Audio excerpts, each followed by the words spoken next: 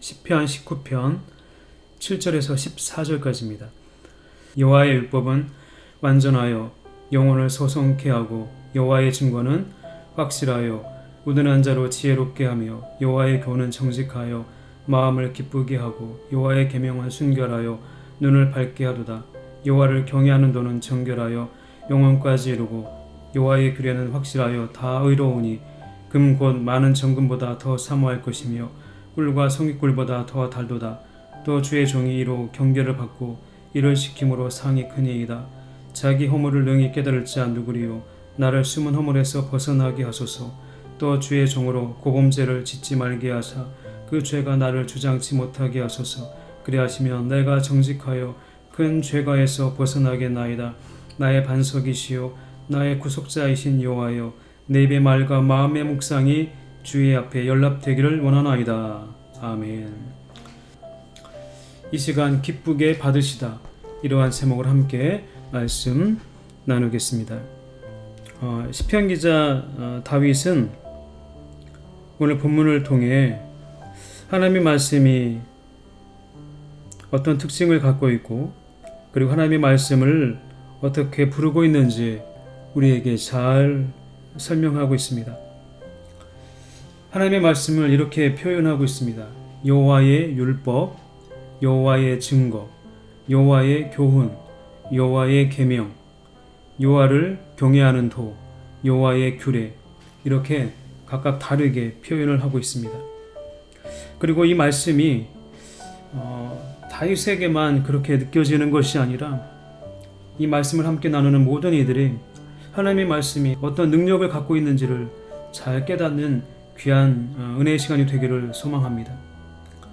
완전하여 영혼을 소송케 하고 확실하여 우둔한 자로 지혜롭게 한다. 정직하여 마음을 기쁘게 하고 순결하여 눈을 밝게 한다. 정결하여 영혼까지 이루고 확실하여 다 의롭다. 이렇게 하나님의 말씀을 특징지어 나타내고 있습니다. 시편 기자 다윗은 하나님의 말씀이 이런 능력을 갖고 있다는 것을 체험했던 사람입니다.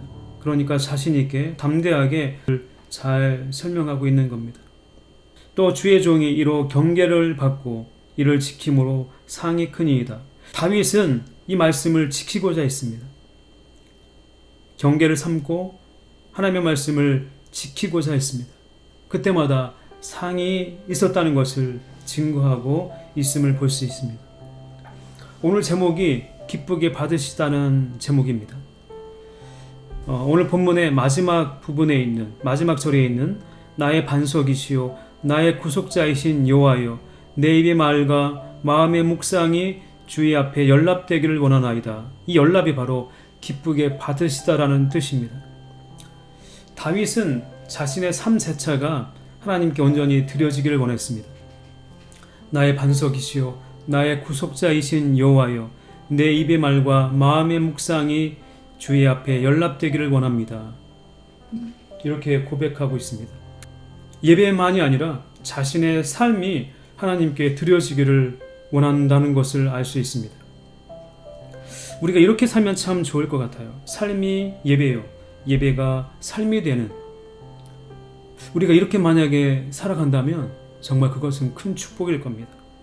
삶과 예배가 떨어져 있는 것이 아니라 삶이 예배가 되고 예배가 삶이 되는 그 자체, 그것이 우리가 추구해야 할 우리 삶이요, 우리가 나아가야 할 예배의 모습이 아닐까 생각을 해봅니다. 그러니까 다윗은 그것을 목적하고 있는 겁니다. 내 입의 말과 마음의 묵상이 주의 앞에 연락되기를 원합니다. 그것을 소망하고 있고 기대하고 있습니다. 그것을 바라고 있습니다. 연락이란 기쁘게 받으시다는 뜻입니다.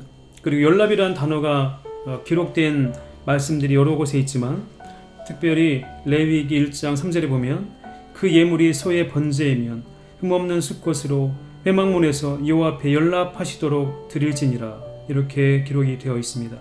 레위기 22장 19절과 20절에 보면 연락되도록 소나 양이나 염소의 흠없는 수컷으로 드릴지니 무릇 흠 있는 것을 너희는 드리지 말 것은 그것이 연락되지 못할 것임이니라.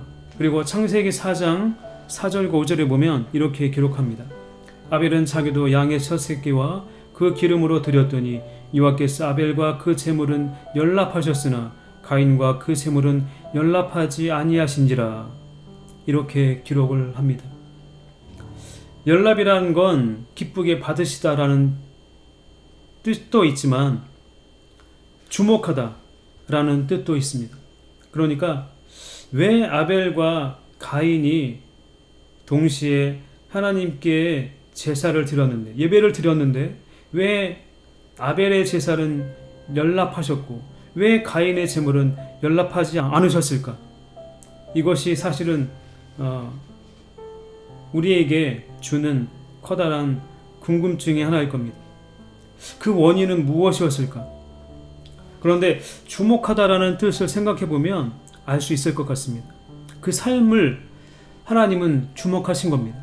예배드렸던 그 순간만이 아니라 예배드렸던 그 제물만 보신 것이 아니라 어떻게 보면 그 삶 전체를 하나님은 주목하고 계셨던 겁니다. 그래서 아벨의 제사는, 아벨이 드렸던 제물은 받아들이신 거고 기쁘게 흠양하신 거고, 가인의 제사는, 가인의 제물은 연락하지 않으신 겁니다. 연락이란 단어에는 이렇게 주목하다라는 뜻이 있다는 것도 우리가 생각을 해봐야 할 것 같습니다. 다윗이 왜 하나님의 말씀을 주목하고 있는지, 그리고 그가 오늘 본문 가운데 이렇게 기도하고 있음을 볼 수 있습니다. 12절과 13절에 보면 자기 허물을 능히 깨달을 자 누구리요? 나를 숨은 허물에서 벗어나게 하소서. 또 주의 종으로 고범죄를 짓지 말게 하사 그 죄가 나를 주장치 못하게 하소서. 그리하시면 내가 정직하여 큰 죄가에서 벗어나겠나이다. 그것을 가능하게 하는 것이 무엇인가? 바로 하나님의 말씀을 주목하는 겁니다. 하나님의 그 능력의 말씀을 의지하는 겁니다. 그래야만 자신에게 있는 그 허물과 그리고 그 모든 것들, 자신이 그 범죄하고자 하는 그 모든 것들을 다스릴 수 있도록 하는 것은 바로 하나님의 말씀에 그 능력이 있다는 것을 다윗은 그렇게 말씀하고 있는 겁니다. 허물이라는 단어를 보면 이런 뜻이 있습니다. 부지 중에 범한 비고의적 행동, 무의식적인 범죄를 뜻하는 단어입니다. 이러한 종류의 죄는 아주 미미한 것이기 때문에 자신의 생각 속에 무의식 중에 자리 잡고 있는 것이기 때문에 쉽게 발견되지 못합니다. 때문에 다윗은 율법의 말씀을 통해 이러한 종류의 우수한 죄를 깨달을 수 있었다는 것입니다. 그러니까 하나님의 말씀은 그 허물을 생각나게 하는 겁니다. 나 자신에게 있는 쉽게 발견할 수 없는 그 허물들을 생각나게 하고 발견하게 한다는 겁니다. 그리고 고범죄는 이러한 것입니다. 알면서도 고의로 저지르는 죄. 이것은 하나님을 향해 적극적으로 저항하며 교만하게 행하는 범죄를 말하는 겁니다. 그러니까 그것을 이겨낼 수 있는 것, 이겨내게 하는 것, 그리고 자신의 허물을 잘 드러내게 하는 것, 그것이 바로 하나님의 말씀이라는 겁니다. 그러니까 시편 기자 다윗은 본문을 하나님의 말씀의 그 능력이 어디에 있는가를 잘 설명하고 있는 겁니다. 그러니까 자신의 삶이 하나님께 온전히 드려지기 위해서는 이렇게 자신의 죄를 극복하고 이겨내야만, 그것을 이겨내야만 하는 것인데, 그것을 이기게 하는 것은 자신의 능력이 아니라 하나님의 말씀의 능력에 기초해서 그것을 발견하고 극복하고 이겨낼 수 있다는 겁니다. 그것을 짐작하게 하는 성경 구절이 있습니다. 시편 119편 9절에 보면 청년이 무엇으로 그 행실을 깨끗게 하리이까? 주의 말씀을 따라 삼갈 것이니이다. 그러니까 그 행실을 깨끗게 하려면 하나님의 말씀을 따라 삼가해야만, 그러니까 그렇게 살아야만 그것이 가능하게 된다라는 겁니다. 그러니까 다윗의 소망이 무엇이냐면 자신의 그 입의 말과 마음의 묵상이 주님 앞에 연락되기를 원하는 것인데, 그러기 위해선 자신의 그 허물과 그 고범죄를 발견하고 벗어나고 그것을 삼가야만 하는데 하나님의 그 능력의 말씀을 기초하지 않고서는 자신을 다스릴 수가 없다는 겁니다. 그것을 우리에게 시편 기자 다윗은 보여주고 있습니다. 자신의 삶이 드려지기를 원하는 다윗. 마태복음 5장 23절과 24절을 보면 우리가 하나님 앞에 나아갈 때 어떤 자세로 나아가야 하는지, 그리고 시편 기자 다윗이 소망하고 있는, 고민하고 있는 그 문제들을 마태복음 5장은 이렇게 보여주고 있습니다. 그러므로 예물을 제단에 드리다가 거기서 네 형제에게 원망 들을 만한 일이 있는 줄 생각나거든 예물을 제단 앞에 두고 먼저 가서 형제와 화목하고 그 후에 와서 예물을 드리라. 그러니까 하나님은 하나님과의 관계, 하나님과 사람들이 화목한 관계를 이루길 원하지만, 그리고 사람과 사람도 이렇게 화목한 관계를 이루고 하나님께 온전히 나아가기를 하나님은 원하십니다.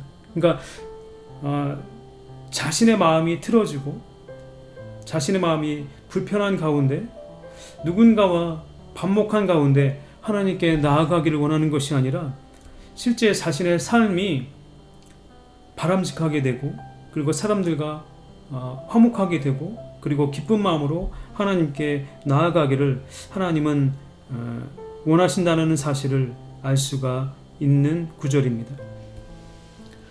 히브리서 13장 16절에 보면 이렇게 말씀합니다. 오직 선을 행함과 서로 나눠주기를 잊지 말라. 이 같은 제사는 하나님이 기뻐하시느니라. 그러니까 하나님이 기뻐하시는 것은 바로 이러한 삶이죠. 오직 선을 행함과 서로 나눠주기를 잊지 말라. 이 같은 제사는 하나님이 기뻐하신다. 그렇게 말씀하고 있습니다. 삶이 예배가 되고 예배가 삶이 되는 그러한 우리의 예배의 모습, 우리 삶의 모습, 우리가 감히 하나님께 나아가기 위해서 우리가 추구해야 하고 우리가 반드시 이루어 나가야 할 우리의 예배의 모습이 아닐까 하는 생각을 해보게 됩니다. 시편 기자 다윗이 소망하고 있는 것처럼, 노래하고 있는 것처럼, 그가 바라고 있는 것처럼 나의 반석이시요 나의 구속자이신 여호와여, 내 입의 말과 마음의 묵상이 주의 앞에 연락되기를 원하나이다.